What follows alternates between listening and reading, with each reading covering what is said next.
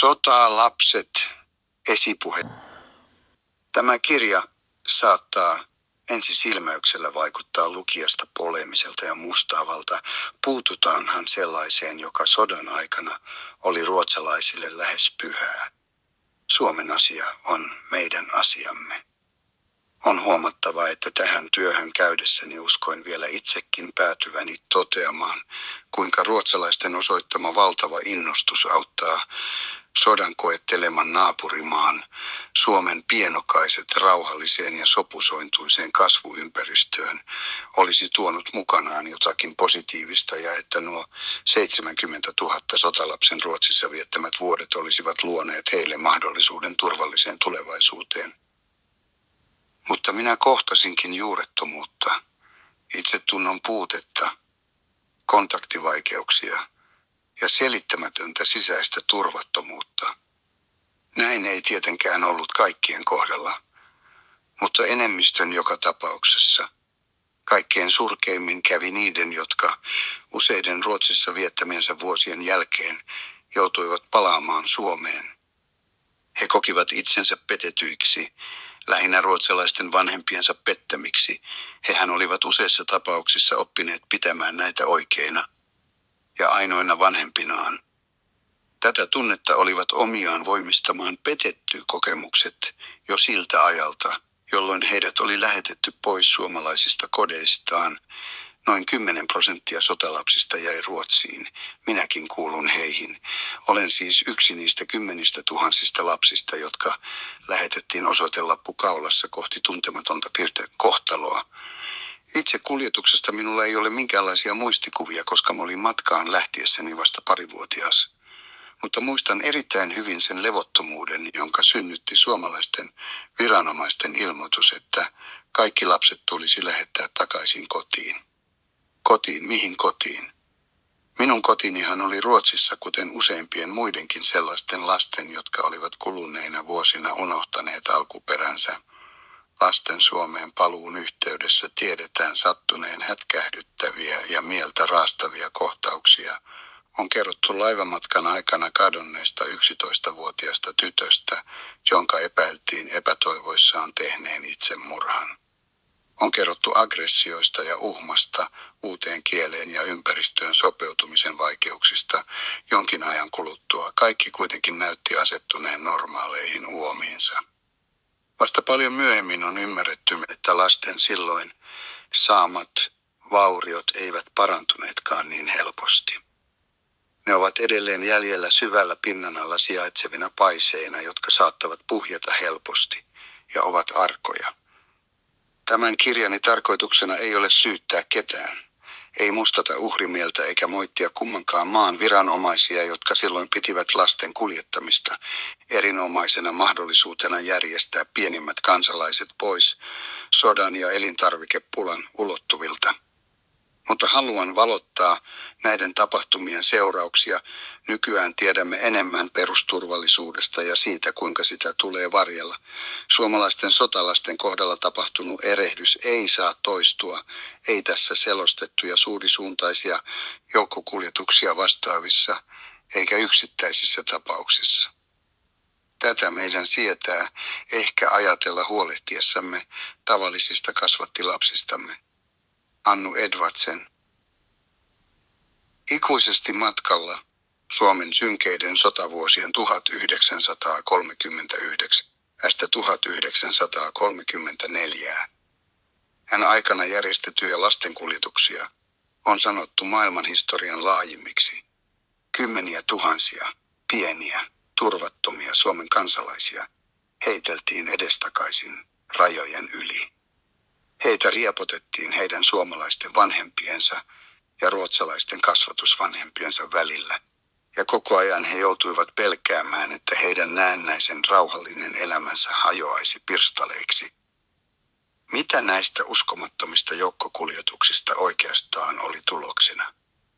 Pelastettiinko nämä lapset elämälle, ja jos niin kävi, millaiseksi heidän elämänsä muodostui? Mitä tapahtui kaikille niille lapsille, joita kuljetettiin edestakaisin tukalissa oloissa venäläishyökkäysten alituisen uhan aikana? Minusta tuntuu kuin olisin seisoskellut rautatieasemalla koko elämäni. Kuin en olisi koskaan lakannutkaan matkustamasta. Näin sanoi Maria, eräs niistä 70 000 suomalaislapsesta, jotka lähetettiin Ruotsiin sotavuosina, lähetettiin turvaan, kauaksi pois pommitusten ja vaikean elintarvikepulan ulottuvilta. Aluksi luultiin, että oleskelu Ruotsissa kestäisi vain lyhyen ajan, mutta sodan hävittämään Suomeen ei tullutkaan rauhaa. Talvisotaa seuranneen lyhyen hengähdystauon jälkeen taistelut alkoivat uudestaan, nyt entistä kiivaampina, ja ne lapset, jotka oli jo ehditty palauttaa kotiin, lähetettiin jälleen matkaan. Uuteen epävarmuuteen. Vasta vuonna 1946 kotiinkuljetukset alkoivat lopullisesti, lapset tempaistiin irti uudesta elinympäristöstä, johon he olivat ehtineet juurtua, jossa he olivat jo ruotsalaistuneet. Laivat ja junat täyttyivät kotiin palaavista lapsista kotiinko. Mihin oikeastaan? Ruotsista hän oli ehtinyt tulla heidän kotinsa, heidän kielensä oli ruotsi, heidän kotiväkensä ruotsalaista. Kuinka kävi Marian ja hänen monien tuhansien tovereidensa? Muodostuiko Ruotsissa oleskelusta sellainen onnellinen kokemus, jota kuljetuksista vastaavat olivat siitä toivoneet?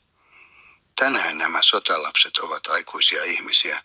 He ovat sitä sukupolvea, josta muodostuu Suomen selkäranka. Kuinka he itse kokevat tilanteensa? Vastaus on julma ja pelottava. Se on hirvittävä kertomus kymmenistä tuhansista piilevistä sodan uhreista, joiden olemassaoloa kukaan ei oikein tahdo tunnustaakaan. Totta kai molempien maiden viranomaiset uskoivat tuolloin tekevänsä niin kuin lapsille oli parasta. Nämä saisivat mahdollisuuden säilyä hengissä, pääsisivät pois sodan helvetistä. Ele oli hyvää tarkoittava, mutta ei ehkä erityisen tarkoin harkittu.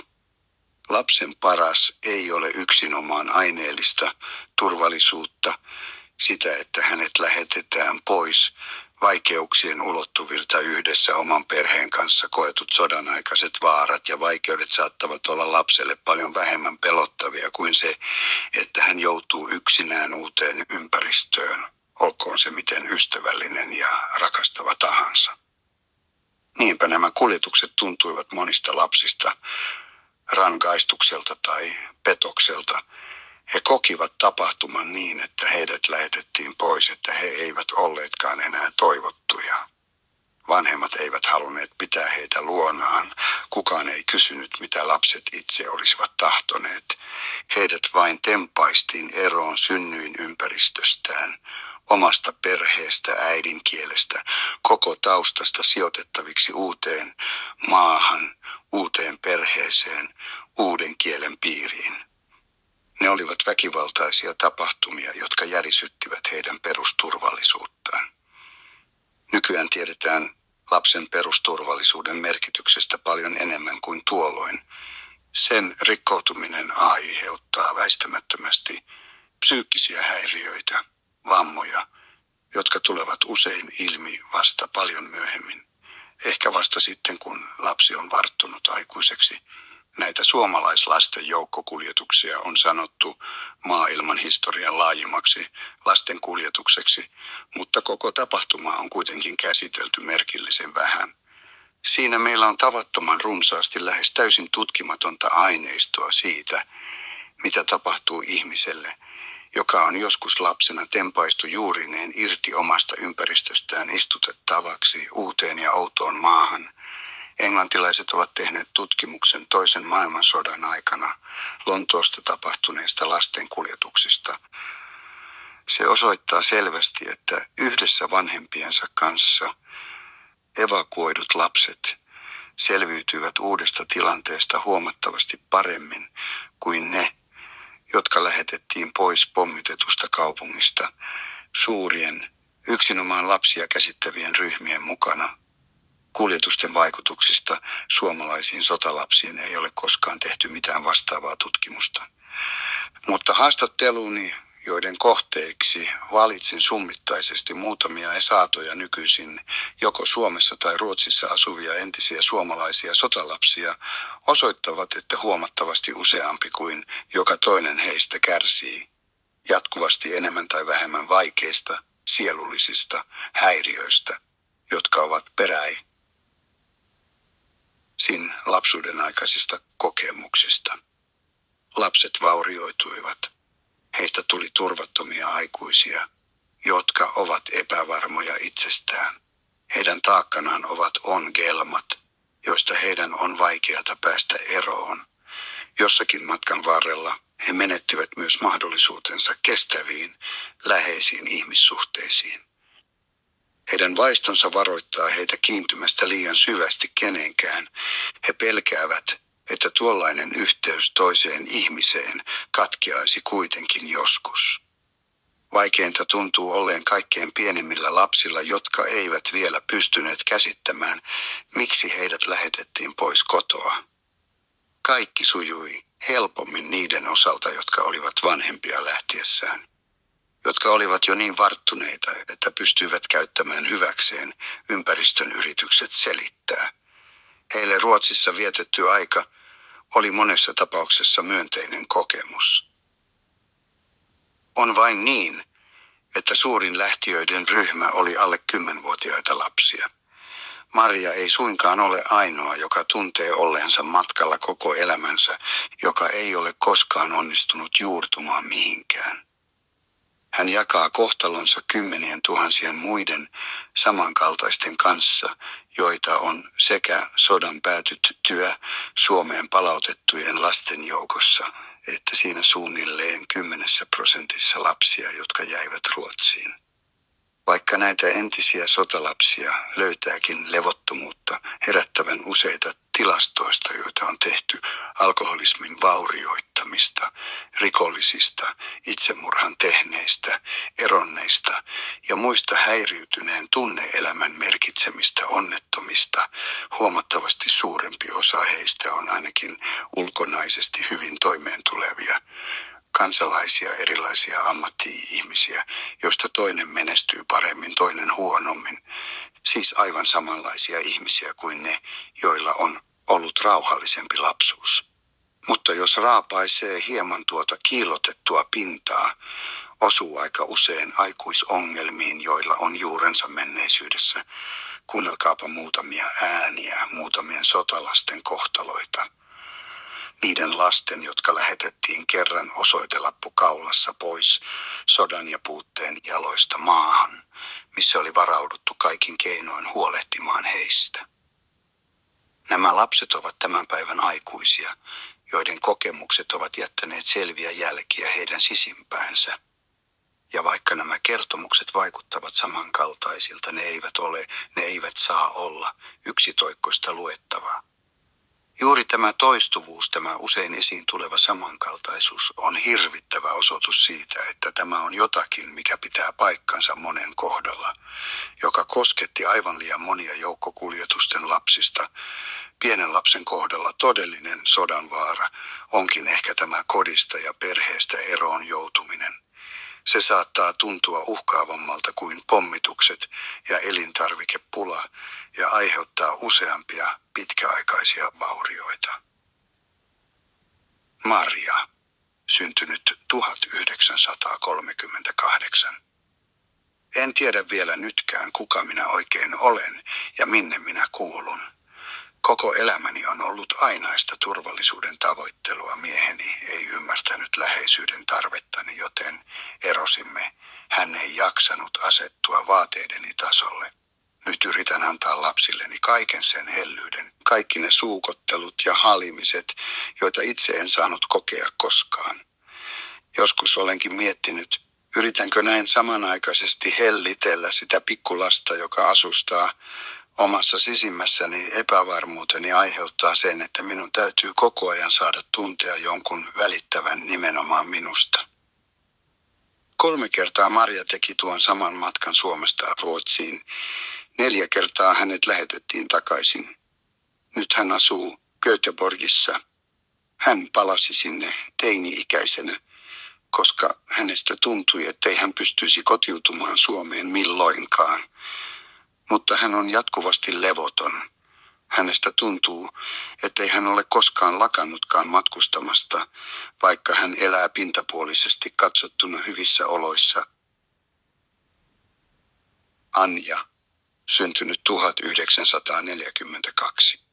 2 ihanan Ruotsissa vietetyn vuoden jälkeen minut lähetettiin takaisin Suomeen, supisuomalaiseen kylään, kauaksi pohjoiseen, missä kukaan ei puhunut ruotsia, ei kotonanikaan.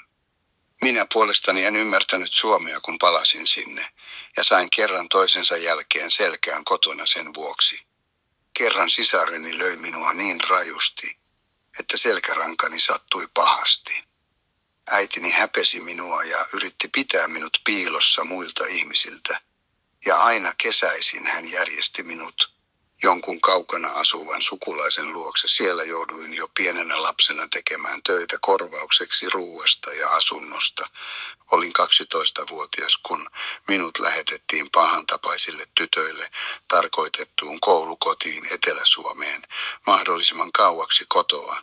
En saanut koko aikana yhtään ainoata kirjettä, enkä minkäänlaista tervehdystä perheeltäni. Ja kun jouduin matkustamaan kotiin looma-ajoiksi, en saanut näyttäytyä missään. Erään sellaisen loman aikana sisareni meni naimisiin. Mutta minut lukittiin pieneen huoneeseen, missä jouduin istumaan koko häiden ajan ja kuuntelemaan toisten ilonpitoa. Olin 18-vuotias, kun karkasin Ruotsiin vain 2 kruunua taskussa ja menin melkein heti sinne päästyäni naimisiin erään ruotsalaisen pojan kanssa. En suinkaan rakkaudesta, vaan silkasta hämmästyksestä huomatessani jonkun välittävän minusta. Rakkauden nälkäni oli suorastaan pelottava. En tunne itseni ruotsalaiseksi enkä suomalaiseksi. En tunne kuuluvani mihinkään luonnollisesti, minusta on tullut kova. Olen rakentanut ympärilleni suojamuurin enkä päästä ketään sen sisäpuolelle. Avioeromme johtui pääasiassa siitä, että minun mielestäni mieheni oli liian riippuvainen äidistään ja kiintynyt tähän ihan liikaa. Minulla ei ollut koskaan ollut äitiä, enkä halunnut suoda sellaista hänellekään. Anja, joka elää kurjissa oloissa Tukholmassa ja on joutunut luovuttamaan toisen lapsistaan kasvatusvanhemmille, muistaa nuo 2 varhaislapsuudessaan Ruotsissa viettämänsä vuotta elämänsä ainoana onnellisena aikana. Hän ei näe enää minkäänlaista valoa elämässään, eikä hänellä ole minkäänlaisia tulevaisuuden toiveita, mutta hän hakeutuu jatkuvasti takaisin lapsuuteensa unelmoidessaan, että ruotsalainen kasvatusäiti adoptoisi hänet nyt, kun hänestä on tullut aikuinen. Hän ei kuitenkaan uskalla ottaa yhteyttä tähän pelätessään menettävänsä senkin ainoan unelman, joka hänellä vielä on jäljellä. Raimo, syntynyt 1938. Minun on tavattoman vaikeata tuntea olevani kotona missään. Olin 3 vuotta ruotsalaisessa perheessä, missä minua kohdeltiin kuin omaa lasta. Sitten minut lähetettiin takaisin Suomeen. Vanhempani olivat eronneet, enkä saanut koskaan minkäänlaista tunnepohjaista yhteyttä äitiin. Hän oli minulle vain täti, jonka luona joutuisin asumaan, kunnes olisin kyllin suuri matkustaakseni takaisin kotiin Ruotsiin. Minussa on edelleen jäljellä tuollainen verenveto Ruotsiin. Minusta tuntuu kuin seisoisin jollakin tavoin jalka kummassakin maassa. Raimo on harkinnut muuttoa Ruotsiin useita kertoja, mutta nykyisin hänellä on 5 lasta, eikä hän voi ajatellakaan riistävänsä heitä irti heidän omasta ympäristöstään. Perhe asuu Helsingissä. Liisa, syntynyt 1937. Kokemukseni sotalapsena ovat tuhonneet tunne-elämäni. Olin Ruotsissa 2 otteeseen, kummallakin kerralla saamassa perheessä.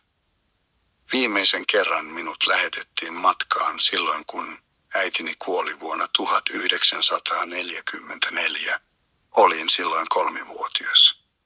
Perhe, jonka luona olin, vaikutti ulkopuolisista kaikin tavoin mukavalta, ja kasvatusäitini suhtautui minuun lähes samalla tavoin kuin omiin lapsiinsa.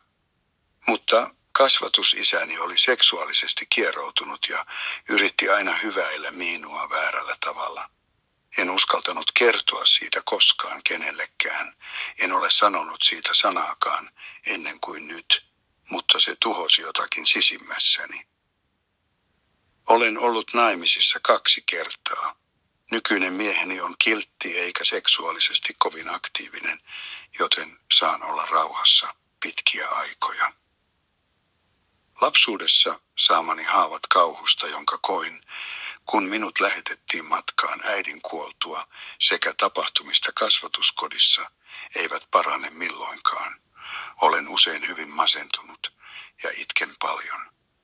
Liisan kohdalla lapsena koettu rakkaudettomuus hänet lähetettiin takaisin hänen isänsä ja tämän uuden rouvan luo, joka ei voinut sietää häntä, sai aikaan sen, että hänestä on tullut luetellun äidillinen omia lapsiaan kohtaan. Hän pystyy tuskin jättämään heitä mennäkseen töihin. Reijo, syntynyt 1939. Matkustin Ruotsiin yhdessä 2 vanhemman veljeni kanssa, kun olin 3-vuotias. Eräs ölantilainen perhe otti minut hoiviinsa, ruotsalaistuin täydellisesti ja tulin suorastaan epätoivoiseksi, kun alettiin puhua paluustani Suomeen. Etsin käsiini pahvilaatikon ja sanoin piiloutuvani siihen, ettei Mannerheim löytäisi minua. Paluu Suomeen oli kamala. Olin ollut poissa 4 vuotta ja biologiset vanhempani tuntuivat minusta täysin vierailta ihmisiltä. En kotiutunut heidän luokseen koskaan. Olin juurtunut Ruotsiin niin täysin. En ymmärtänyt, mikseivät kasvatusvanhempani pitäneet minua, että olisin päässyt matkustamasta. Ja kun en saanut sitten minkäänlaista kosketusta vanhempiini Suomessa, minusta tuntui, että koko maailma oli hylännyt minut. Se tunne vaivaa minua usein vielä nytkin, siitä huolimatta, että pystyn järkeni avulla ymmärtämään kaikkia asianosaisia ja heidän menettelyään. Mutta Reijokaan ei voi palata enää Ruotsiin. Hänen vaimonsa ja 2 lastaan eivät halua ajatellakaan lähtevänsä Suomesta, eivätkä he myöskään ymmärrä hänen juuretonta kaipuutaan. Juuri tämä, että Reijo ei voi keskustella ongelmistaan kenenkään läheisen ihmisen kanssa, on synnyttänyt levottomuuden, joka on vuosien myötä vain lisääntynyt, eikä suinkaan laantunut. Mirjam, syntynyt 1935. Meitä oli kotona 8 sisarusta ja 3 lähetettiin Ruotsiin. Päädyimme kaikki samalle paikkakunnalle Skåneen, hyviin perheisiin, joissa ei ollut lainkaan omia lapsia.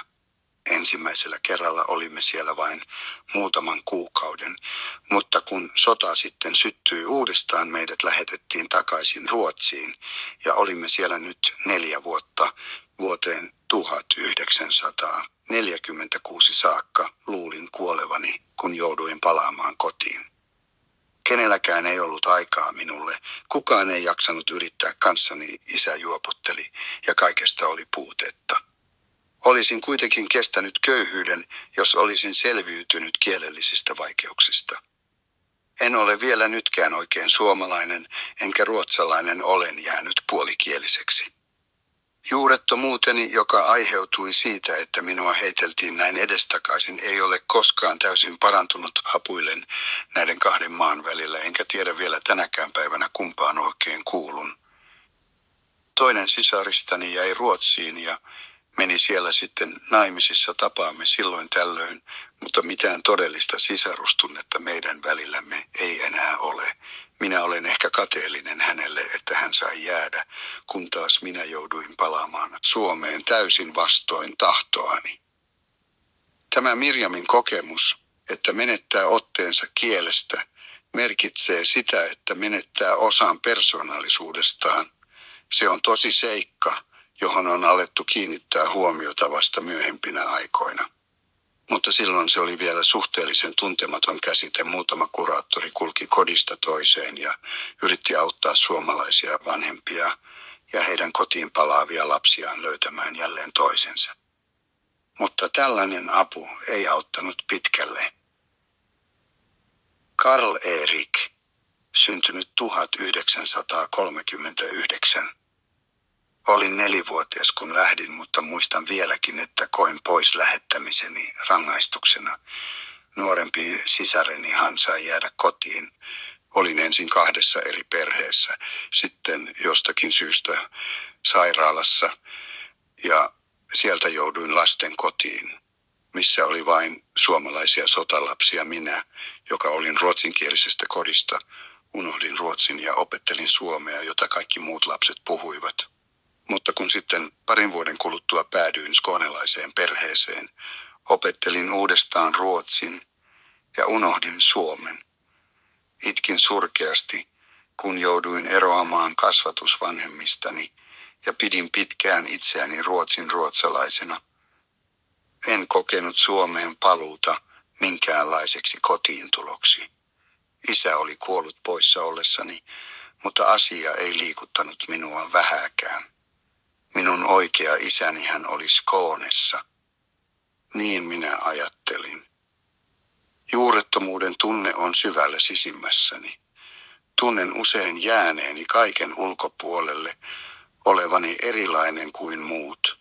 Uskon, että avioeronikin johtuu pohjimmiltaan omasta kykenemättömyydestäni solmia vakaita ihmissuhteita.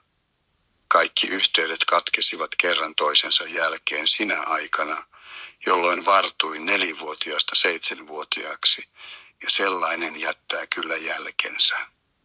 Nykyään Karl Erik työskentelee psykologina Helsingissä, ja hän käsittelee tuonnempana tässä kirjassa perusteellisemmin sotalasten mahdollisia sielullisia vammoja. Raija, syntynyt 1938. Äiti ja isä erosivat 1941 ja lähettivät silloin minut sekä minua nuoremmat kaksosveljeni Ruotsiin. Pojat pääsivät perheisiin, mutta minut sijoitettiin lastenkotiin. Olin siellä 5 vuotta, aina siihen saakka, kunnes Suomen valtio kutsui lapsensa kotiin. Vielä nytkin tuon lastenkotiajan ajatteleminen tekee kipeää. Muistan, että olin nälkäinen ja varastin ruokaa, ja rangaistukseksi sain selkäsaunan tai jouduin pimeään eristysselliin. Tunsin itseni koko maailman hylkäämäksi. Veljenihän olivat päässeet perheisiin, mutta minua eivät tahtoneet omat vanhempani, eikä mikään ruotsalainenkaan perhe. Niin minä silloin ajattelin, yritin parhaan taitoni mukaan miellyttää hoitohenkilökuntaan kuuluvia, jotta nämä olisivat välittäneet minusta. Joskus yritykseni tuottivat täysin päinvastaisen tuloksen. Kerran uskaltauduin aidan ulkopuolelle, vaikka meitä oli kielletty menemästä niin pitkälle, koska halusin hakea pajunoksia johtajattarelle, mutta hän käsitti vain, että olin ollut kielletyllä alueella, ja sain toivomieni päänsilitysten sijasta perusteellisen selkäsaunan itse taittelemillani pajunoksilla. En toipunut tästä iskusta pitkään aikaan. Teini-ikäisenä olin uhmakas ja sanoin äidille, ettei hänen kannattaisi yrittääkään määräillä minua. Pystyisin kyllä selviytymään ominpäin. Olin hän käynyt läpi elämän kovan koulun sen jälkeen, kun hän oli hylännyt minut. Olen kuitenkin onnistunut karkottamaan mielestäni ämooneet lapsena kokemani ikävyydet, koska äiti oli niin hieno ja ymmärtäväinen meitä lapsia kohtaan, kun palasimme kotiin. Ja koska olen nyt aikuisena saanut osakseni niin lämpimiä tunteita, on selvää, että arvet ovat edelleen jäljellä sielussani, mutta ne eivät ole nyt enää niin arat kuin ennen.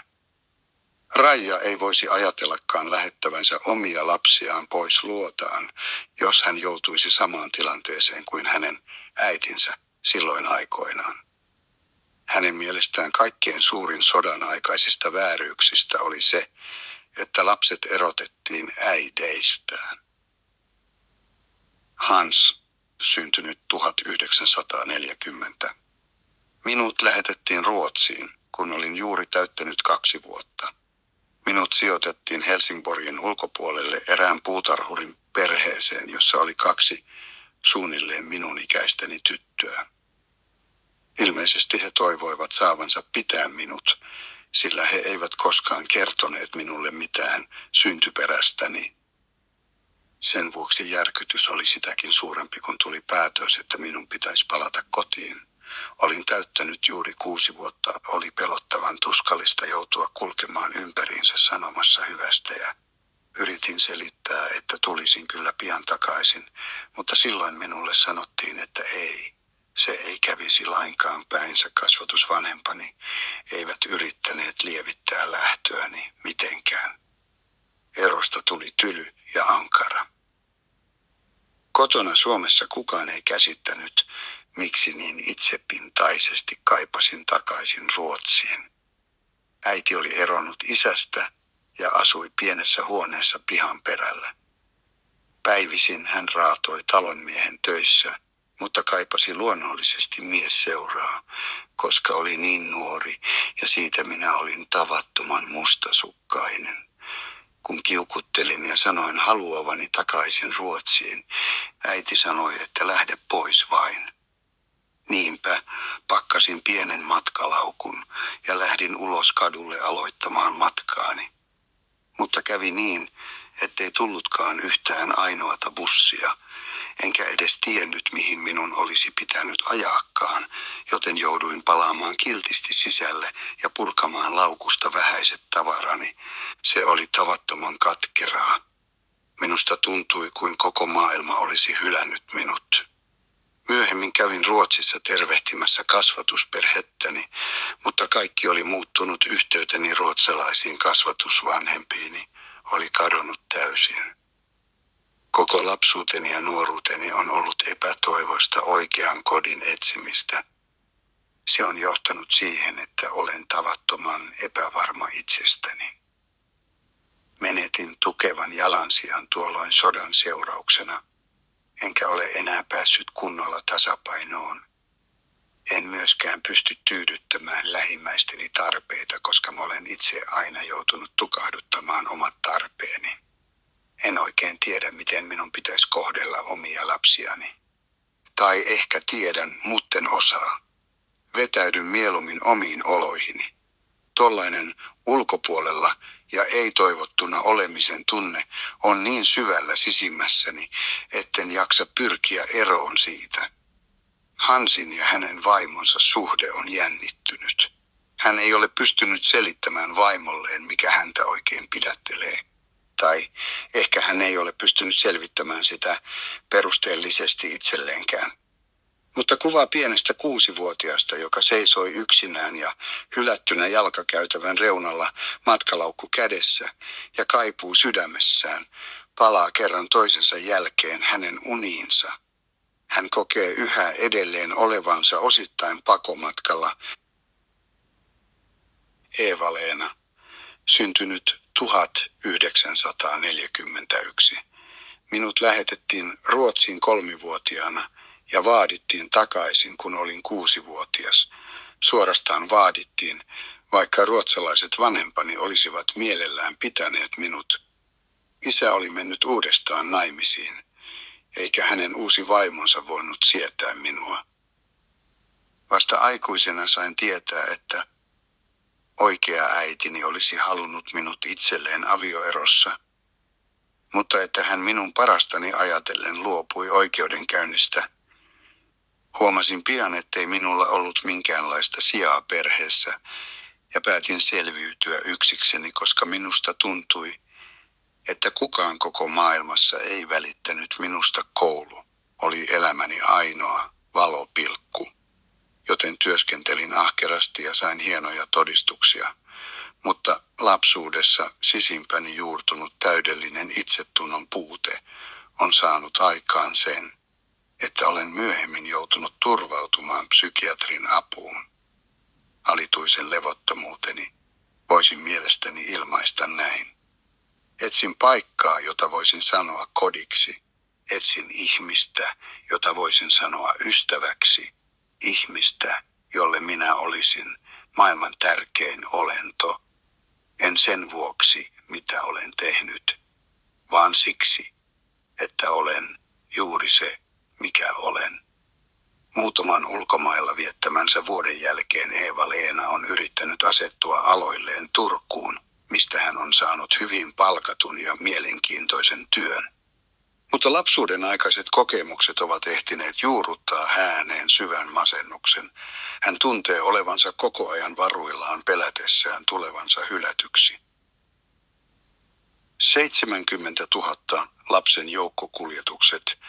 Suomalaiset tuskin aavistivat, minkälaisia seurauksia Saksan tunkeutumisesta Puolaan syyskuun 1. päivänä 1939 olisi heidän omalle maalleen.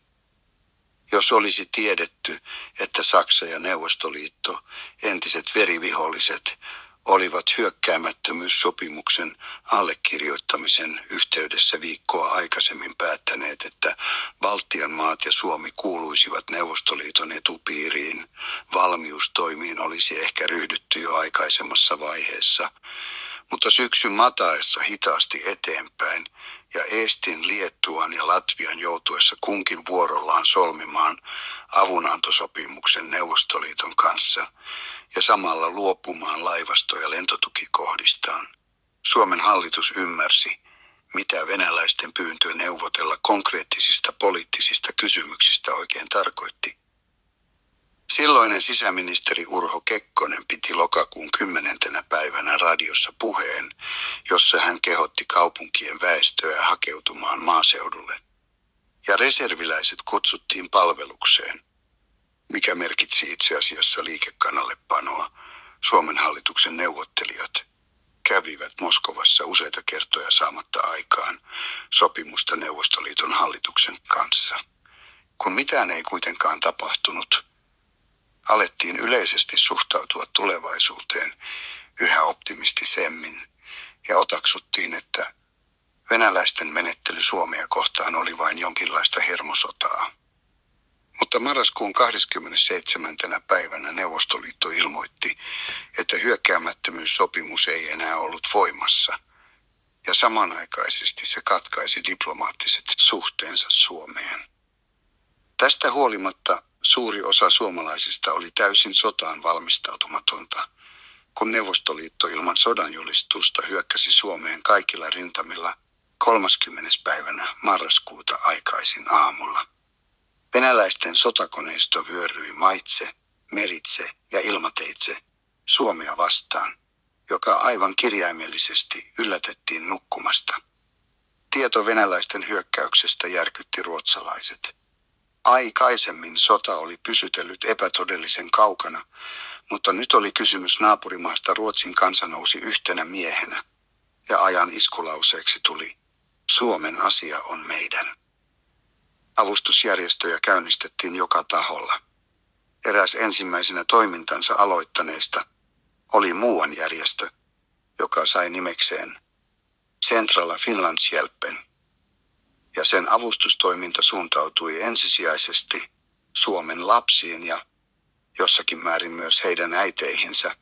Centrala Finlandshjälpenin perustajia olivat Maja Sandler, joka oli naimisissa Ruotsin silloisen ulkoministerin Rickard Sandlerin kanssa, Ruotsin Pelastakaa lapset ry:n puheenjohtaja Margit Levinson sekä tohtori Hanna Ryt, Fredrika Bremer, yhdistyksen puheenjohtaja. Maja Sandler valittiin nopeasti järjestön puheenjohtajaksi, ja jo joulukuun 11. päivänä hän ja Hanna Ryd olivat Helsingissä tarjoamassa ruotsalaiskoteja suomalaisten lasten ja äitien evakuointipaikoiksi. Suomen puolella muodostettiin yhteistyöjärjestö, Pohjoismainen avustuskeskus, joka omalta osaltaan huolehti siitä, että nuorimmat Suomen kansalaiset pääsivät turvaan. Lapset kuljetettiin erikoisvarusteisella laivalla Turusta Tukholmaan, missä sosiaalihallituksen edustajat ottivat heipei dät vastaan sijoitettaviksi edelleen asiasta kiinnostuneisiin ruotsalaisperheisiin, joita oli ilmoittautunut 1000 määrin. Laivakuljetukset jouduttiin kuitenkin pian lopettamaan, sillä venäläisten pommikoneet lensivät usein uhkaavan läheltä, ja meri alkoi jäätyä noina hyytävän kylminä talviviikkoina tammikuun 31. päivänä. Lapsia kuljettava laiva lähti viimeiselle vuorolleen. Matka oli vähällä päättyä kohtalokkaasti. Yksi saattuealuksista räjähti ja upposi saman tien. Ilmeisesti se oli saanut osuman sukellusveneen torpedosta. Tämän jälkeen lapsia alettiin kuljettaa lentoteitse Vaasasta Ruotsin puolelle. Huonokuntoiset koneet lensivät täydessä lapsilastissa 2 vuoroa päivässä 5 päivänä viikossa. Mutta vihollinen alkoi kiinnittää huomionsa tähänkin kuljetusmuotoon ja lentoliikenne jouduttiin lopettamaan. Se korvattiin Haaparannan kautta tapahtuvilla junakuljetuksilla, jotka olivat pitkiä ja todella rasittavia matkoja eri-ikäisille lapsille. Helsingistä lähti 2 kertaa viikossa juna, jossa oli 300 lasta kerrallaan. Suomen nuorimmat kansalaiset poistuivat vähitellen sodan runtelemasta kotimaastaan. Aluksi lapsia lähetettiin myös Tanskaan ja Norjaan, mutta näissä maissa heidän oleskelunsa jäi luonnollisesti sangen lyhyeksi. Talvisodan aikana Centrala Finlandshjälpen auttoi 9000 lasta Ruotsiin. Tällainen välitön evakuointiapu kävi tarpeettomaksi, kun Suomi taivutettiin aseleppoon maaliskuun 13. päivänä 1940 ja luovuttamaan huomattavia maa-alueita. Nyt oli käytävä käsiksi maan jälleenrakentamiseen ja ryhdyttävä järjestämään pakolaislasten kotiinkuljetuksia. Täyteen ahdetut junat ja tiheään meren yli kulkevat laivat kuljettivat jälleen kallisarvoista lastiaan. Lapsia, jotka olivat eläneet muutaman kuukauden kaukana sodan vaaroista. Lasten auttaminen jatkui, mutta nyt toisessa muodossa. Ensin kummilapsi apuna, joka käynnistettiin tammikuussa 1941. Ja tämä jatkui sitten avustustoimintana, jonka aloitti kesälapsikomitea, Komiteen för finska sommarbarn. Nimi, joka tulevien tapahtumien aikana vaihdettiin nimeksi Hjälpkomiteen för Finlands barn. Kuten nimikin ilmaisi, oli tarkoitus avata ruotsalaiskoteja suomalaisille lapsille. Mutta Suomen joutuessa uudestaan sotaan kesäkuun 22. päivänä 1941 tarpeet muuttuivat toisiksi. Suomalaislapset joutuivat taas kerran lähtemään matkalle läntiseen naapurimaahan. Tällä kertaa vielä suuremmin joukoin ja selvästi pidemmäksi ajaksi. Muutamat heistä jäivätkin sitten uusiin koteihinsa lopullisesti. Suomi menetti heidät tällaisen pakonomaisen siirtolaisuuden kautta, niiden tapahtumien seurauksena, joita kukaan ei pystynyt ennalta aavistamaan. Sosiaaliministeri K.A. Fagerholmin johtama ja sosiaaliministeriön alaisena toimiva lastenkuljetuskomitea sai tehtäväkseen säännöstellä lastenkuljetuksia Suomen puolelta. Aluksi maasta kuljetettavat lapset valittiin matkaan seuraavin perustein. 1. Karjalaislapset, joiden vanhemmat olivat palanneet Karjalaan jälleenrakennustöihin. 2 lapset, jotka olivat menettäneet kotinsa pommituksissa. 3. Invalidien lapset. 4. Kaatuneiden lapset, jotka eivät olleet saaneet kummilapsiavustusta. 5. Suurperheiden lapset. 6. Ne sotapalvelukseen kutsuttujen lapset, joiden äidit olivat ansiotyössä. Syksyn 1941 aikana lapsia kuljetettiin Ruotsiin junalla ja erikoisvarusteisella laivalla. Höyrylaiva Arcturus oli korjattu sellaiseksi, että sen lastiruumassa pystyttiin kuljettamaan kerrallaan 500 lasta.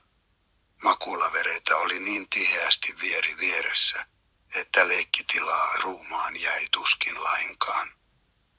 Lentokuljetuksiakin ryhdyttiin järjestämään, kun Ruotsin lastenlääkäriliitto tarjoutui huolehtimaan sairaista lapsista ja järjestämään heille hoitopaikkoja Ruotsista. Sairaiden lasten ei katsottu pystyvän selviytymään laivamatkojen rasituksista. Tämän toimenpiteen ansiosta ylikuormitettujen suomalaisten sairaaloiden tilanne hieman helpottui ja useat tuhannet lapset pääsivät pätevään ja tyydyttävään hoitoon. Lääkäriliitto oli tosin heti alun alkaen ilmoittanut ottavansa vastaan vain sellaisia lapsipotilaita, joilla katsottiin olevan parantumisen mahdollisuuksia, mutta monet lapsia saattaneet henkilöt ovat kertoneet, että Ruotsiin salakuljetettiin myös halvaantuneita ja muita parantumattomasti sairaita lapsia, koska kenelläkään ei ollut sydäntä jättää heitä pois matkasta. Kesäkuussa 1942 lastenkuljetuskomiteassa katsottiin tilanteen maassa rauhoittuneen siinä määrin, että kuljetukset voitiin lopettaa. Sosiaaliministeriö päätti, että lapset tuli palauttaa kotiin kesän aikana, jotta oppivelvollisuusikäiset pääsisivät aloittamaan koulunkäynnin kotipaikkakunnallaan syksyyn mennessä. Mutta ainoastaan yksi erä lapsia ehdittiin lähettää takaisin, kun saatiin uudet ohjeet, joissa sanottiin, että vain ne lapset, joiden vanhemmat ehdottomasti vaativat palautusta, tulisi lähettää kotiin. Ruotsalaiset kasvatusvanhemmat, jotka olivat jo ehtineet valmistella lapset lähtöön, eivät voineet muuta kuin purkaa tavarat laukuista ja yrittää rauhoittaa suojattajaan. Seuraava päätös kotimatkasta tuli vuonna 1943. Suunnilleen 14 000 lasta ehdittiin jo kuljettaa takaisin Suomeen, kun sodankäynti kiihtyi jälleen. Helsingin kiivaat pommitukset helmikuussa 1944 olivat alkusysäyksenä lasten joukkokuljetuksille Ruotsiin. Nyt oli kiire. Sellaisetkin vanhemmat, jotka aikaisemmin olivat epäröineet erota lapsistaan, olivat nyt sitä mieltä, että lasten tulisi päästä Ruotsiin. Helmikuusta syyskuuhun, jolloin uusi aselepo allekirjoitettiin, ruotsalaiskodit ottivat vastaan 26 497 lasta. Niissä oli jo ennestään useita tuhansia pakolaislapsia, jotka vuosina 1939 440, 1941 ja 1942 olivat joutuneet vaeltamaan Suomen ja Ruotsin väliä. Vuosien 1941 ja 1946 välisenä aikana sosiaaliministeriön lastenkuljetuskomitea auttoi kaiken kaikkiaan 55 134 lasta Ruotsiin, ja suurin osa heistä oli alle 10-vuotiaita. Kun otetaan mukaan ne 9 000, jotka lähetettiin matkaan talvisodan aikana, ja ne arviolta 6 000 lasta, jotka toimitettiin sotaa pakoon yksityisteitse, saadaan näiden yhden tai useamman kerran Suomen ja Ruotsin väliä matkustaneiden sotalapsien kokonaismääräksi Sedesemmil. Lastenkuljetuskomitea lopetti työnsä lokakuun 1. päivänä 1948, mutta vielä seuraavanakin vuonna Ruotsissa oli jäljellä lähes 15 000 suomalaista lasta. Monet heistä joutuivat kuluttavien riitaisuuksien kohteiksi, kun kasvatusvanhemmat kieltäytyivät päästämästä heitä luotaan ja biologiset vanhemmat vaativat heitä takaisin. Lapset joutuivat nyt aloittamaan uuden sopeutumisvaiheen elämässään. Monet onnistuivat, mutta vielä useammat menettivät elämänsä kiintopisteen. He jäivät harhailemaan levottomina ja juurettomina sielulliseen ei kenenkään maahan. Heistä tuli sen hyvää tarkoittavan ystävyyden osoituksen piilouhreja, jonka seurauksia kukaan ei voi jättää huomioimatta. Näin se alkoi 1939–1940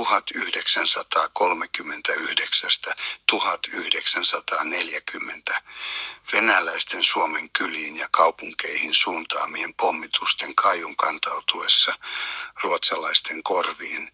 Näiden auttamishalu heräsi hetkessä. Erilaisten avustusjärjestöjen ketju ulottui pian maan laidasta toiseen. Kerättiin ja valmistettiin vaatteita ja sotilaiden tarvitsemia varusteita ja kaikkea muuta. ja hiottiin suunnitelmia pommitusten karkottamien pakolaisten auttamiseksi. Maja Sandler, jolla oli ulkoministerin puolisona erinomaiset yhteydet eri kansalaispiireihin, ryhtyi heti epäröimättä puuhaamaan apua hätään joutuneelle naapurimaalle välittömästi sen jälkeen, kun venäläiset olivat hyökänneet Suomeen marraskuun 30. päivänä 1939. Hän soitteli ympäriinsä vaikutusvaltaisille ystävilleen ja kutsui kokoon eri avustusjärjestöjen, kuten Punaisen Ristin, Pelastakaa lapset ry:n, Pelastusarmeijan, Ruotsin Lottien, Suomi-toimiston ja Rota ry-järjestön edustajia muodostamaan pakolaisavun keskuselimen. Ja joulukuun 5. päivänä Centrala Finlandshjälpen oli tosiasia, ja sen puheenjohtajaksi valittiin luonnollisesti juuri rouva Sandler. Tukholman kaupunki tarjosi Herkulesgatanilta työskentelytilat, ja sieltä käsin alettiin pian kutoa koko Ruotsin kattava avustusverkosto. Lääneihin perustettiin alaosastoja ja joukkotiedotusvälineiden kautta vedottiin ruotsalaisperheisiin, jotka olisivat halukkaita avaamaan kotinsa suomalaispakolaisille, lähinnä lapsille, mutta myös näiden äideille. Tämä vetoomus ei kaikunut kuuroille korville. Vastauksia tuli tuhatmäärin sekä kirjeitse että puhelimitse, ja jo parin kuukauden kuluttua oli ehditty rekisteröidä yli 15 000 kotia. Lannistumaton Maja Sandler otti yhteyden myös Ruotsin hallitukseen saadakseen varoja toiminnalle, ja tälläkin taholla hänen avunpyyntöönsä suhtauduttiin lämpimän myötämielisesti. Hallitus teki nopeasti päätöksen luovuttaa arpajaisvaroista 500 000 kruunua. Samanaikaisesti ilmoitettiin, että valtio myönsi ilmaiset junamatkat pakolaisille ja rahtivapaan kuljetuksen heidän tavaroilleen. Centrala Finlandshjälpenin toiminta laajeni vyörynomaisesti. Herkulesgatanin tilat kävivät pian liian pieniksi, koska siellä hoidettiin sekä rekisteröinti, majoitus että vastaanotto, ja puhelinlinjat olivat koko ajan ylikuormitetut. Muutaman viikon kuluttua Tukholman kaupunki tarjosi uudet ja suuremmat tilat 30 huonetta Sturegatanilta, missä noin 90 vapaaehtoista työskenteli vuorotyössä ympäri vuorokauden Suomessa, missä pohjoismainen avustuskeskus oli Centrala Finlandshjälpenin yhdysjärjestö. Otettiin kiitollisina vastaan. Ruotsalaisten tarjoama pakolaisapu Suomen lotat saivat tehtäväkseen valikoida ja luetteloida ne lapset, jotka pääsivät matkaan. Lapset kerättiin, varustettiin nimilapuin ja kuljetettiin Turkuun, missä laiva oli jo odottamassa. Vanhemmat, lähinnä äidit, koska miehet olivat rintamalla, yrittivät viime hetkeen saakka pitää lapset kotona. Mutta vastaanhangoitteleviin kohdistettiin melko voimakas propaganda. Korostettiin, miten välttämätön naisten osuus totaalisessa sodassa olisi, ja selitettiin, että oli suorastaan etuoikeus saada lähettää lapsensa turvaan. Ruotsissa he saisivat ruokaa ja vaatteita ja pääsisivät kokemasta sodan kauhuja. Lasten kuljettajat ovat kertoneet sydäntä särkevistä kohtauksista lasten keräysasemilla, itkevistä äideistä, jotka viime hetkeen saakka puristivat lapsia syliinsä, ja pienistä totisista lähtiöistä, jotka jäivät hiljaisina ja pelokkaina vieraiden tätien hoivaan, juuri tämän lasten totisuuden ja melkein apaattisen passiivisuuden kuljetuksista huolehtineet muistavat erityisen selvästi. Sillä kertaa se tietenkin helpotti kaiken sujumista. Vasta myöhemmin on alettu miettiä syvemmin tuollaista luonnotonta itkun ja naurun puuttumista. Shokkitilahan saattaa ilmetä sillä tavoinkin. On ollut vaikeata saada esiin lasten omia muistikuvia itse matkasta. Jopa vanhemmillakin haastatelluista on ollut muistiaukkoja sillä kohdin. Olisikohan sekin merkkinä eroamisen aiheuttamasta järkytyksestä? Muutamat haastattelemistani entisistä sotalapsista ovat muistaneet matkan tavattoman pitkänä, melkein loputtomana. Tuntui, ettei se päättyisi koskaan, sanoo eräs mies, joka 9-vuotiaana matkusti lapsijunan mukana ensin Helsingistä Haaparannan kautta Tukholmaan ja sieltä edelleen Skåneen. Kuulin junan jyskytyksen päässäni vielä kuukausia jälkeenpäin. Venäläisten pommikoneiden hyökkäystä, jonka aikana lapset joutuivat etsiytymään suojaan lumihankeen, pidettiin pikemminkin tervetulleena keskeytyksenä matkan yksitoikkoisuuteen kuin pelottavana tapahtumana. Useimmat lapset muistavat selvästi Ruotsin runsaat valot. Hehän tulivat pimennetystä sota-ajan Suomesta maahan, jossa vallitsi rauha, ja joka näytti suorastaan liekehtivän neonvaloja. Luulin ensin, että kaupunki oli tulessani, kun tulin laivasta laiturille, kertoi muuan haastatelluista nainen, joka oli 8-vuotiaana mukana yhdellä ensimmäisistä laivakuljetuksista 2 nuoremman veljensä kanssa. Säikähdin ja kysyin saattajilta, pommittivatko venäläiset Ruotsiakin.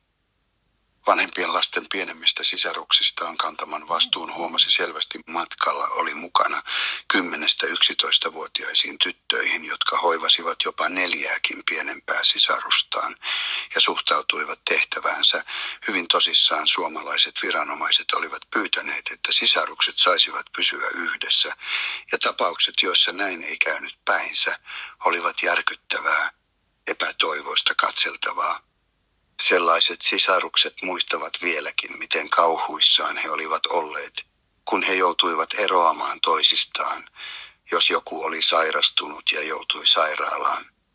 Tai jos heitä ei pystytty sijoittamaan samalle seudulle, eräs nainen, joka matkusti Ruotsiin yhdessä 3 nuoremman sisaruksensa kanssa, kertoo näin. Ensin jouduimme jättämään nuorimman sisaremme sairaalaan Tukholmaan, sillä hän oli sairastunut matkalla tuhkarokkoon. Emme saaneet jäädä hänen luokseen, ja muistan, että itkimme koko matkan Taalaimaalle saakka, jonne meidät oli sijoitettu. Perille päästyämme jouduimme sitten jokainen eri perheeseen, vaikka teimme kaikkemme, ettei niin olisi käynyt. Mutta kukaan ei ymmärtänyt, mitä me sanoimme. Kaikki vain hymyilivät ja taputtelivat meitä ystävällisesti. Olin luvannut äidille pitää huolta muista sisaruksista, ja koin eron heistä ilkeänä petoksena. Myöhemmin kyllä tuntui jo paremmalta, sillä asuimme kaikki aika lähellä toisiamme, ja pikku sisaremmekin pääsi tuhkarokosta toivuttuaan samaan kylään. Sen lisäksi, että sisarukset pidettäisiin mahdollisuuksien mukaan yhdessä.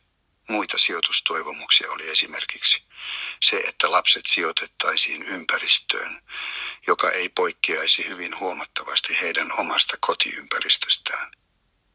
Näin sen vuoksi, etteivät lapset vieraantuisi liian kauaksi alkuperästään, eivätkä tottuisi kokonaan toisenlaisiin oloihin, jolloin heidän olisi vaikeata sopeutua entiseen elämäänsä kotiin palattuaan. Mutta tätä vaatimusta oli melkein mahdotonta noudattaa, kävi niinkin, että syrjäisten metsäkylien lapsia joutui kaupunkilaisperheisiin ja kaupunkilaislapsia maalaistaloihin.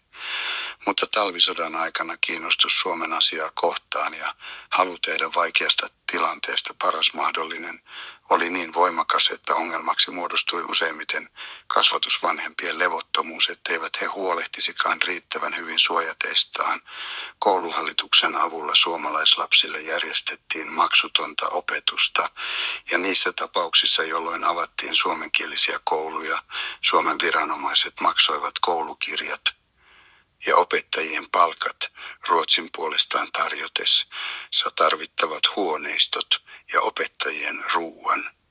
Hammaslääkärit tarjosivat ilmaista hammashoitoa ja lääkärit avasivat maksuttomia vastaanottoasemia pakolaisille.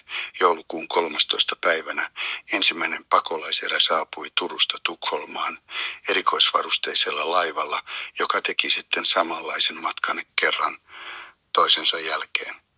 Mutta jääpeitteen alkaessa vaikeuttaa meritse tapahtuvia kuljetuksia, ja vihollisen uhatessa näitä laivasaattueita yhä lähempää päätettiin, että päämajan ambulanssijunat kuljettaisivat pakolaiset Pohjanlahden perukkaan Haaparantaan, mistä ylimääräiset ruotsalaisjunat veisivät heidät edelleen Tukholmaan. Venäläisten lentokoneet ahdistelivat näitä junia, ja ne jouduttiin tyhjentämään kerran toisensa jälkeen, mutta useimmiten ne pääsivät vaurioitta rajalle saakka, missä suomalaiset lotat luovuttivat suojattinsa ruotsalaisille virkasisarilleen. Ainakin kerran pommit osuivat kohteeseensa ja lapsia ja heidän saattajiaan kuoli ja haavoittui.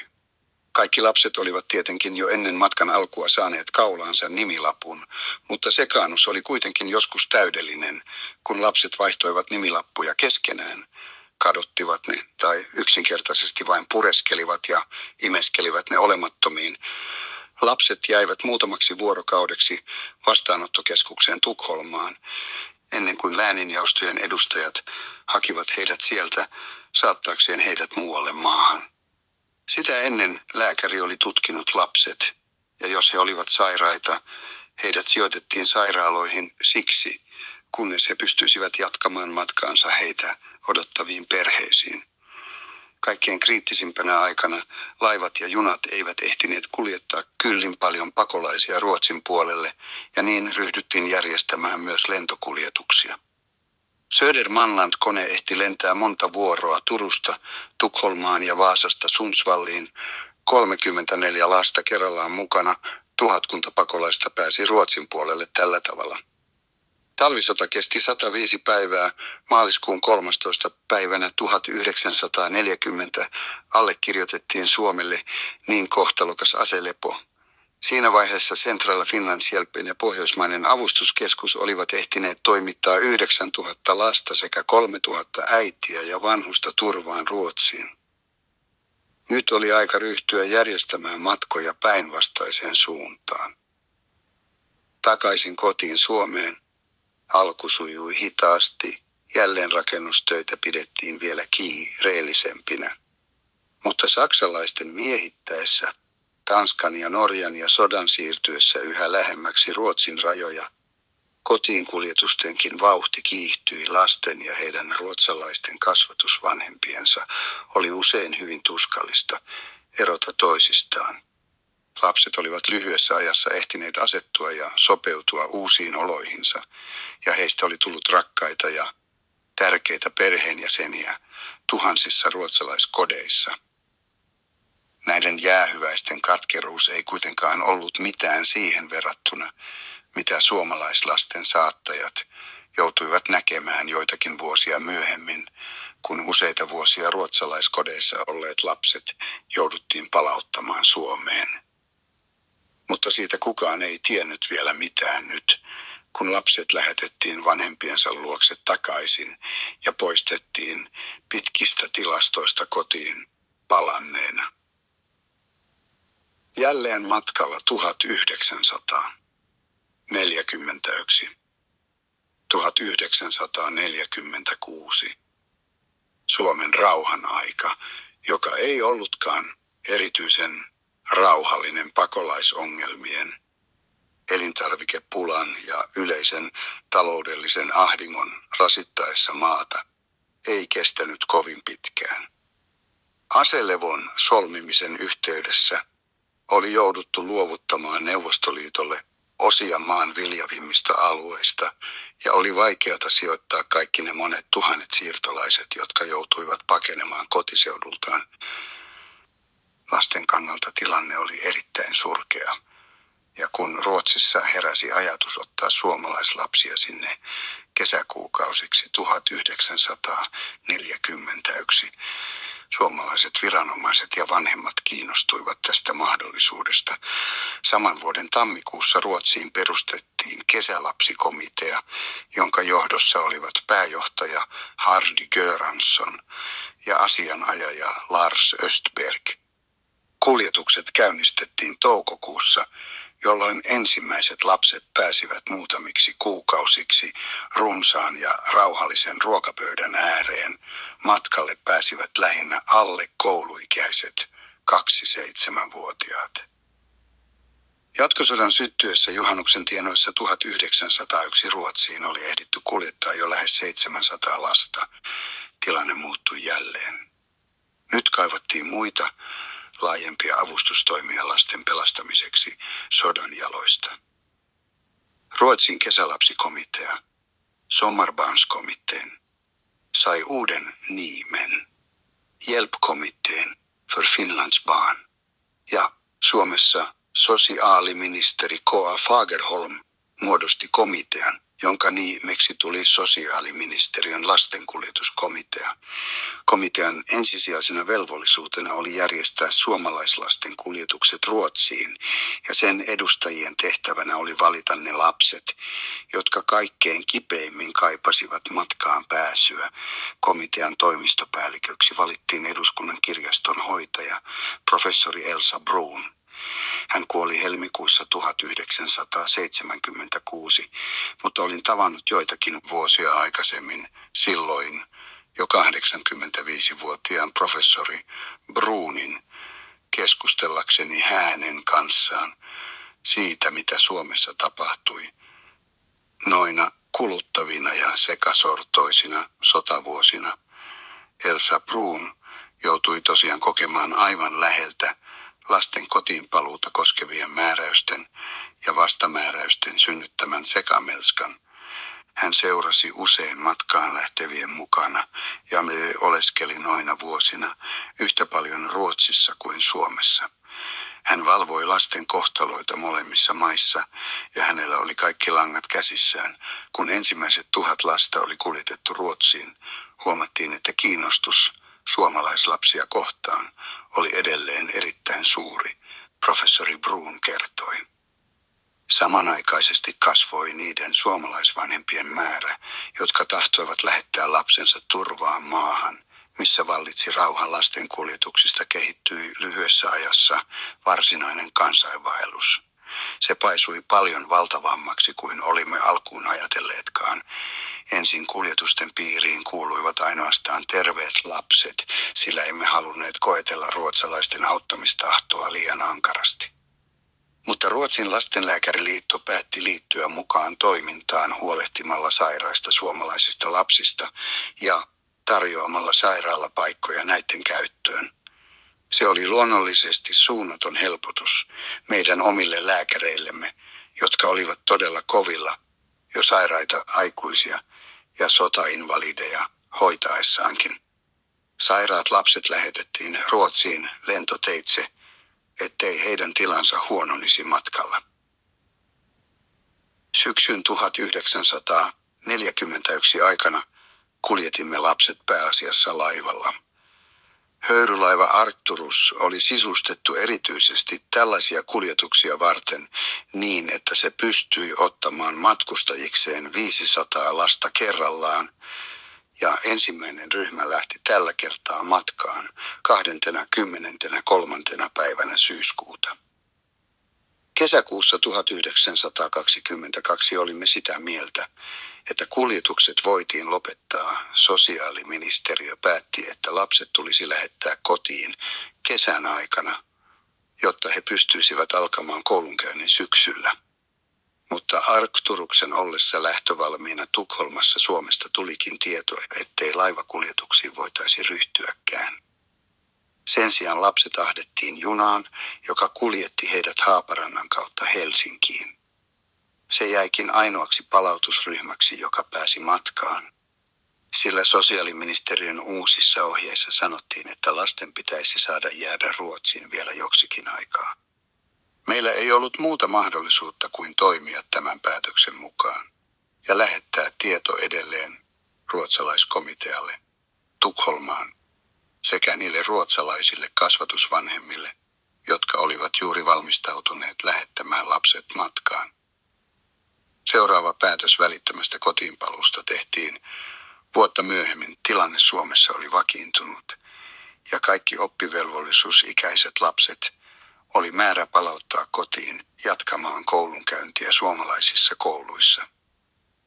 Ehdimme toimittaa kotiin lähes 14 000 lasta, kun taistelut jälleen kiihtyivät ja pienokaiset jouduttiin kuljettamaan Ruotsiin vielä kerran. Kaikki nämä edestakaiset matkat koettelivat kovasti meidän vastuussa olevien kärsivällisyyttä. Mutta vielä kamalammilta niiden on täytynyt tuntua lapsista, jotka eivät oikeastaan koskaan ehtineet rauhoittua minnekään, ennen kuin heidän piti jälleen lähteä matkaan Viimeisten Ruotsiin suuntautuvien kuljetusten aikana taapasin monia lapsia, jotka oli viety sinne jo sekä talvisodan aikana että myöhemmin 1941 ja 1942.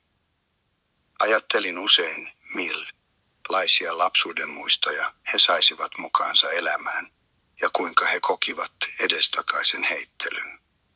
Mutta meillä kaikilla, jotka työskentelimme hallintopuolella ja kuljetuksia järjestämässä, oli kädet niin täynnä työtä, että me oikein koskaan ehtineet asettua ajattelemaan näitä lapsia todella lapsina.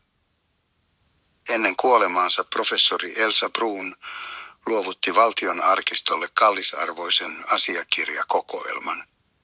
Se käsitti hänen ja komitean laajan kirjeenvaihdon noiden vaikeiden vuosien ajalta sekä loputtoman pitkiä nimiluetteloita niistä 10 000 lapsista, jotka lähetettiin Ruotsiin. Jokaisen nimen taakse kätkeytyy erityisiä kohtaloita, liikuttavia, inhimillisiä ja joskus hyvin traagisia. Yhden kokonaisen suomalaisen sukupolven lapsuuden kokemukset ovat tuon kokoelman kansien sisällä. Lottien huolehtiessa terveistä lapsista junissa ja laivoissa sairaanhoitokoulutuksen saanutta henkilökuntaa irrotettiin kuljettamaan sairaat lapset Ruotsiin. Eräs lentoteitse kuljetettujen sairaiden lasten saattajista oli Vesta Stenius, joka asuu nykyään Kotkassa. Työskentelin ylihoitajana eräässä sotasairaalassa Karjalan Kannaksella, kun Punainen Risti komensi minut viemään sotainvalideja Suomesta Göteborgiin. Sitä työtä tein muutamia kuukausia ja sitten lääkintöhallitus kutsui minut huolehtimaan sairaiden lasten kuljetuksista. Lennätimme lapsia pienillä 20-paikkaisilla koneilla ja joskus oli todella kiire. Muistan, että Elsa Bruun soitti minulle kerran illansuussa ja ilmoitti, että joutuisin keräämään lapset aikaisin seuraavana aamuna lähtevään koneeseen. Ei ollut aikaa kutsua koolle lapsia mistään kauempaa, vaan jouduin turvautumaan luettelooni helsinkiläislapsista ja kulkemaan ympäri kaupunkia noutamassa heidät. Yksityisautoja ei ollut käytettävissä ja kaduilla oli pilkkopimeää, ja koska en uskaltanut lähteä yksin kierrokselle koteihin, jotka sijaitsivat useimmissa tapauksissa kaikkein köyhimmillä alueilla, soitin poliisilaitokselle ja pyysin sieltä auton ja miehen avukseni. Puoleen yöhön mennessä olimme noutaneet riittävän määrän lapsia, jotka keräsimme erääseen pommisuojaan, missä odottelimme sitten aamun valkenemista ja koneen lähtöä. Lapset olivat tuberkuloosipotilaita, muiden muassa jalkatuberkuloosia sairastavia. Joukossa oli myös poliopotilaita ja muita halvaustapauksia. Ruotsalaiset eivät oikeastaan olleet kovin kiinnostuneita muista kuin sellaisista tapauksista, jotka he tiesivät voivansa parantaa, mutta meillä ei ollut sydäntä jättää matkasta noita liikuntakyvyttömiä raukkoja, jotka heidän äitinsä joutuivat kantamaan pommisuojaan aina ilmahälytyksen sattuessa.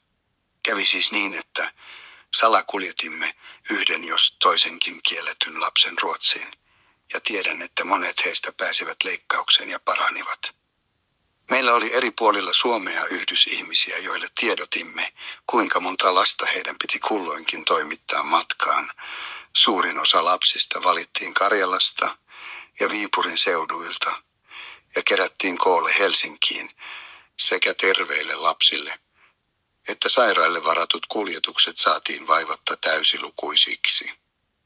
Maassa vallitseva tilanne oli silloin melko levoton, joten kaikki halusivat lähettää lapsensa turvaan. Vuonna 1946 aloimme järjestää kuljetuksia päinvastaiseen suuntaan, kotiin päin, mutta lopetin matkustamisen vuonna 1947. Kun odotin nuorinta lastani. Rauhan muistan aivan erityisesti mieleen jääneenä hetkenä. Sillä kertaa olin mukana lapsia kuljettavalla laivalla ja seisoin yksinäni peräkannella, kun kuulin uutisen, rauha oli tullut. Se tuntui suorastaan käsittämättömältä onnelta. Mutta tuollainen lasten kuljettaminen pois maasta oli täysin mieletön ajatus. Siitä seurasi niin kamalan paljon murhenäytelmiä. Olisi ollut parempi, jos Ruotsin avustustoimintaan uhraamat rahat olisi käytetty jonkinlaisen lastenkylän perustamiseksi Pohjanmaalle. Siellä äidit olisivat voineet olla mukana tai ainakin heillä olisi ollut mahdollisuus käydä tervehtimässä pienokaisiaan. Ja hyvää ruotsalaista ruokaa lapset olisivat ihan yhtä hyvin voineet syödä sielläkin. Mutta on helppoa olla jälkiviisas. Meillä Suomessa ihailtiin Ruotsia ja oltiin sitä mieltä, että Ruotsin tarjoama apu oli parasta mahdollista. Mutta ruotsalaiset eivät ajatelleet asiaa perusteellisesti ennen kuin ryhtyivät toimimaan. Kaikki olivat niin anteliaita ja valmiita ottamaan vastaan lapsia.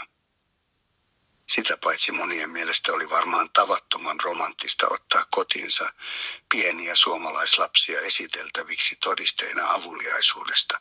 Sattui niin monenlaisia kammottavia asioita, jotka tuhosivat lähinnä lasten elämän. Murhenäytelmiä, joita ei pysty sanoin kuvaamaan. Oikeudenkäyntejä ja riitelyitä lapsista, joita kuljetettiin edestakaisin. Muistan hyvin erään tällaisen tapauksen. Erään tytön, joka oli kotoisin köyhästä kodista Uudeltamaalta. Hänen äitinsä oli heikkolahjainen, samoin isä niin, että hänet oli vapautettu sotapalveluksestakin. Mutta lapsia heillä oli valtava määrä. Tyttö pääsi erääseen ruotsalaiseen työläisperheeseen ja viihtyi siellä tavattoman hyvin. Hän selviytyi siellä hienosti ja sopeutui täysin ruotsalaisperheen elämään. Mutta sitten annettiin tuo mieletön määräys, että kaikki 7 vuotta täyttäneet lapset piti lähettää takaisin kotiin. Ruotsalainen perhe olisi halunnut pitää tytön, eivätkä hänen biologiset vanhempansa olleet erityisen innostuneita ottamaan häntä takaisin. Heillä oli tarpeeksi monta suuta ruokittavana muutenkin. Mutta viranomaiset päättivät asian, eikä tyttö voinut muuta kuin palata. Hän palasi perheeseen, jonka hän oli melkein unohtanut, jonka puhumaan vierasta kieltä hän ei enää osannut. Hän palasi niin pieneen mökkiin, että äidille ei riittänyt makuupaikkaa lattialta, vaan hän joutui nukkumaan yönsä istuma-asennossa seinää vasten. Jonkin ajan kuluttua tyttö joutui mielisairaalaan, ja kun tiedustelin, kuinka kaikki oikein oli käynyt, eräs hoitajatar kertoi tytön sanoneen, että hän olisi kyllä kaikesta huolimatta jaksanut yrittää, jos pöydällä olisi edes joskus ollut liina tai seinällä edes yksi taulu. Mutta kaikki oli niin kylmää ja ankeaa ja rakkaudetonta. Ruotsiinkaan hän ei voinut enää palata, sillä aikaa oli ehtinyt kulua sen verran yhteyden hänen ja hänen ruotsalaisten kasvatusvanhempiensa välillä oli ehtinyt katketa. Oli sydäntä särkevää nähdä myös, kuinka torjuvasti lapset suhtautuivat äiteihin, jotka olivat tulleet heitä vastaan junalle. He kieltäytyivät lähtemästä mukaan ja usein jouduimme pakottamaan heidät äidin mukaan väkivalloin. Oli kulunut aivan liian pitkä aika, yhteys vanhempien ja lasten välillä oli katkennut kokonaan, koska lapset olivat niin pieniä lähtiessään eivätkä pystyneet kirjoittamaan. Kasvatusvanhemmat puolestaan eivät osanneet suomea, eivätkä pystyneet sillä tavalla suomaan apuaan yhteydenpidossa. Vesta Stenius joutui itse jättämään 2 pientä lastaan ruotsalaiseen kasvatuskotiin saadessaan komennuksen kuljetustoimintaan. Lapset olivat aikaisemmin olleet hänen muukanaan sotasairaalassa, mutta hänen tyttärensä sanoo tänään, etteivät pommitukset ja alituinen sodan uhka jättäneet häneen läheskään niin pahoja psyykkisiä jälkiä kuin se, että hänet lähetettiin pois. Minusta tuntui silloin, että äiti petti minut. Hän sanoi, sain vaikeita estoja ja tunne-elämäni häiriytyi, vaikka pääsin suunnilleen samanlaiseen ympäristöön, mistä olin kotoisin, vaikka vanhempi veljeni oli koko ajan luonani, vaikka olin koko ajan yhteydessä vanhempiini ja vaikka tunsin, että minua rakastettiin molemmissa paikoissa. Minusta tuntuu, että nimenomaan ero vanhemmista on vaarallinen pienille lapsille. Vesta äiti katuu vielä tänäkin päivänä sitä, että antoi suostutella itsensä lähettämään pois lapset.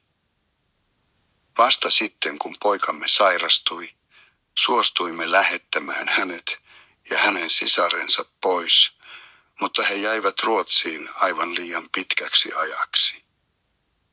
He, kuten useimmat muutkin suomalaiset sotalapset, eikö kukaan halua minua? Lasten ja vanhempien joutuminen eroon toisistaan koettiin yhtä vaikeana molemmin puolin. Äidit, jotka olivat nähneet miestensä lähtevän sotaan tietämättä, palaisivatko nämä sieltä milloinkaan elävinä, joutuivat nyt luopumaan myös pienokaisistaan sukulaisten ja ympäristön suostutellessa tai sodan uhkan ja vaikean elintarviketilanteen pakottaessa heidät siihen. Mutta lapset eivät pystyneet ymmärtämään sellaisia syitä, eivät ainakaan pienimmät heistä.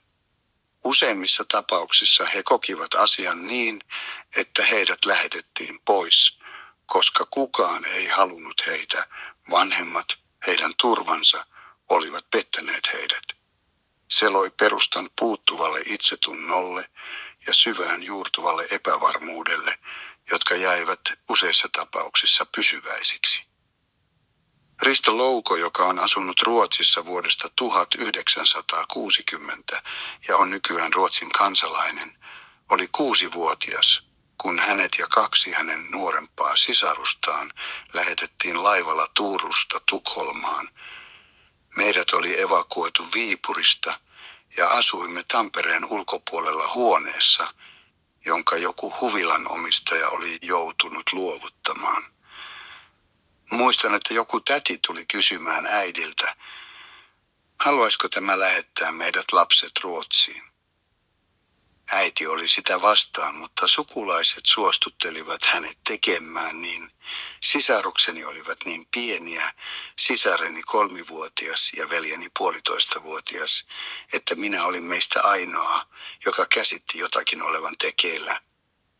Eräänä päivänä jokin komitea tuli sitten hakemaan meitä. Muistan, että sisareni makasi rautasängyssä, jossa oli messinkinupit, ja hän kirkui ja kieltäytyi päästämästä irti sängystä, joten hänet jouduttiin viemään sänkyineen päivineen eteiseen. Meidät kaikki 3 jouduttiin raastamaan melkein väkivalloin matkaan.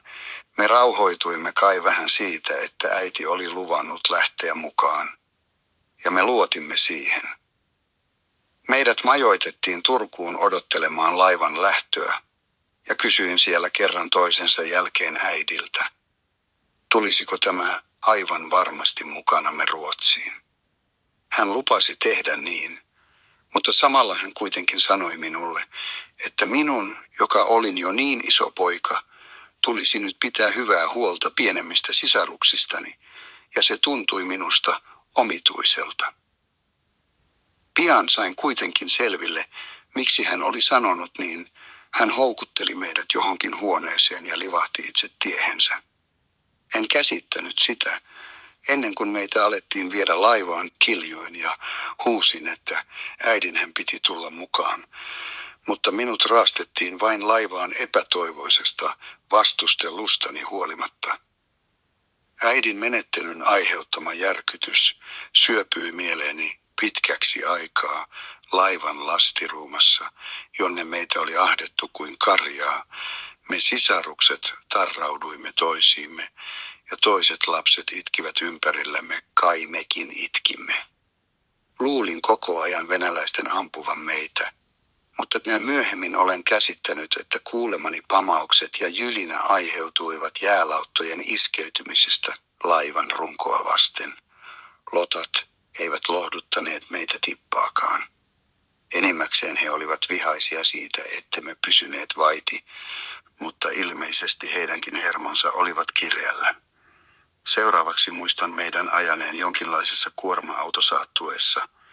Meille tarjoiltiin appelsiineja ja suklaata, ja valtavan monet meistä saivat vatsansa kipeäksi, niin myös sisareni, joka sairastui pahaan ripuliin.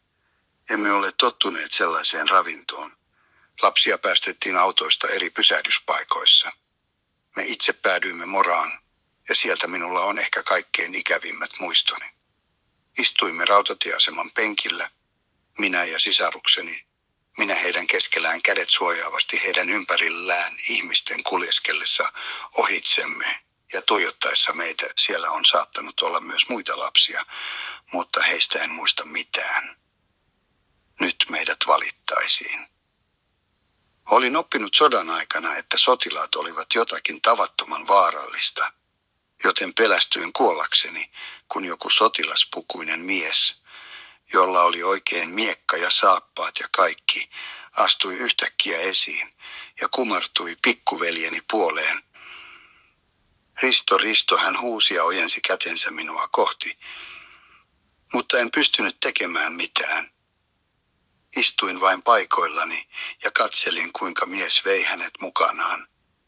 Sisareni ja minä asetuimme polvillemme ikkunan ääreen ja katselimme, kuinka hänet työnnettiin isoon, mustaan autoon, jonka taakaosassa oli häkäkaasupönttö, ja pian auto ajoi tiehensä. Sen jälkeen en nähnyt pikkuveljeäni pitkään aikaan. Istuessamme siinä joku nainen tuli luoksemme ja otti sisareni mukaansa. Hänetkin vietiin autoon, joka ajoi pois. Istuin siinä nyt yksinäni, enkä uskaltanut kohottaa katsettani minua tuijottaviin silmiin. Eikö kukaan halunnut minua? Tunsin itseni niin hylätyksi, että aloin itkeä. Silloin joku pikku tyttö tuli luokseni, hän oli kai suunnilleen 2-vuotias, ja ojensi minulle banaanin. Se oli ensimmäinen ystävällisyyden osoitus, jonka sain osakseni sen jälkeen, kun olin lähtenyt kotoa. Myöhemmin osoittautui, että tuosta tytöstä tuli kasvatussisareni joksikin aikaa, sillä hänen vanhempansa tulivat hakemaan minut, ja me ajoimme pois samanlaisella autolla, jolla sisarukseni oli viety luotani. Perillä minulle tarjottiin kaakaota, ja muistan, kuinka iestuin juomassa sitä, ja ajattelin, että se maistui mahdottoman hyvältä. Pöydässä minua vastapäätä istui joku vanha nainen, joka nyyhkytti ja itki. Myöhemmin olen saanut kuulla, että hän sääli niin minua, kun olin niin laiha ja surkea.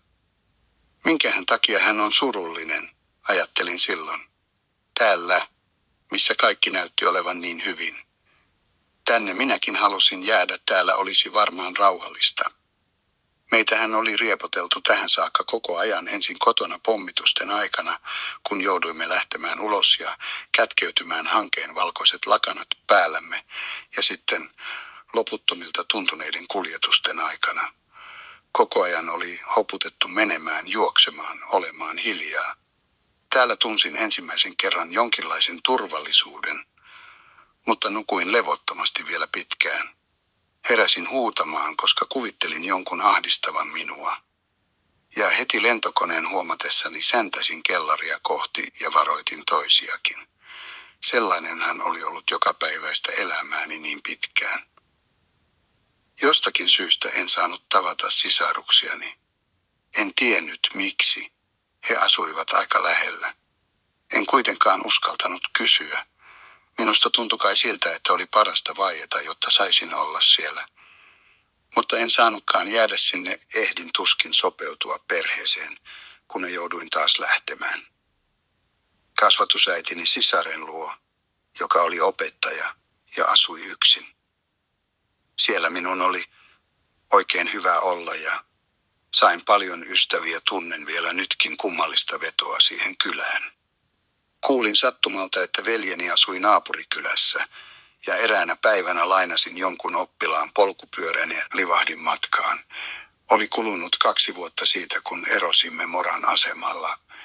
Hän ei tuntenut minua ensin, mutta sitten vanha yhteenkuuluvaisuuden tunne palasi ja saimme sitä paitsi luvan tavata silloin tällöin. Sisartani en tavannut ennen kuin 1947, sillä hänen kasvatusperheensä oli muuttanut Malmöön. Vuonna 1945 Risto ja hänen pikkuveljensä lähetettiin takaisin kotiin. Risto palasi Moraan 1947, mutta joutui jälleen seuraavana vuonna kotimatkalle. Sillä kertaa hänen sisarensakin oli mukana.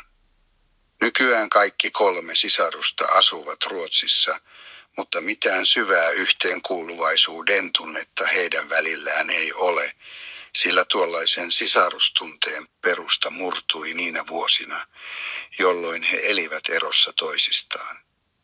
Äitinsäkään Ristolla ei ole mitään kovin lämmintä suhdetta. Minua kalvoi koko ajan tunne, että hän oli pettänyt minut, keneen oikein voisin luottaa, kun en edes omaan äitiini. Kaiken tämän seurauksena on se, etten uskalla luottaa enää keneenkään, enkä mihinkään, mitä joku toinen sanoo. Juurettomuus on selvästi havaittavissa sisimmässäni. Minusta tuntui koko lapsuuteni ajan, että kukaan ei pitänyt minusta minun itseni vuoksi, että kaikki tahtoivat päästä eroon minusta, sen vuoksi en vielä nykyäänkään löydä rauhaa mistään. Minun on oltava liikkeellä, koska tunnen koko ajan jonkin ahdistavan minua. Ja alitajunnassani minulla on aina ollut jonkinlainen sulku, joka estää minua luottamasta mihinkään ihmissuhteeseen. Ilmeisesti minua heiteltiin liikaa paikasta toiseen lapsena. Juuri kun aloin sopeutua ensimmäiseen kasvatusperheeseen, jouduin taas matkaan, ja kun mä olin alkanut